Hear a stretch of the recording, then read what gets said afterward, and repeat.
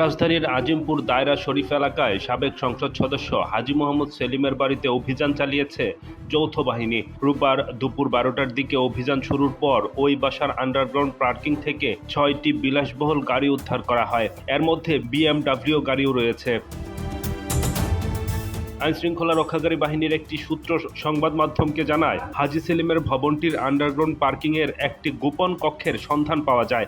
সেখান থেকে ৬টি বিলাসবহুল গাড়ি উদ্ধার করা হয়। জানা যায়, আজিমপুরের হাজী সেলিমের বাসার পার্কিংয়ে থাকা বিলাসবহুল ৬টি গাড়ির মধ্যে একটি হাজী সেলিমের, একটি মদুনা ট্রেডিং, একটি ইস্টার্ন ট্রেডিং, একটি এমটিসি সিমেন্টস ইন্ডাস্ট্রি লিমিটেড, একটি আরিফ মোরশেদ পাঠান এবং আরেকটি জনক ফেরদৌস খানের নামে নিবন্ধিত। এ ঘটনায় জিজ্ঞাসাবাদের জন্য ভবনের ম্যানেজারকে আটক করা হয়েছে।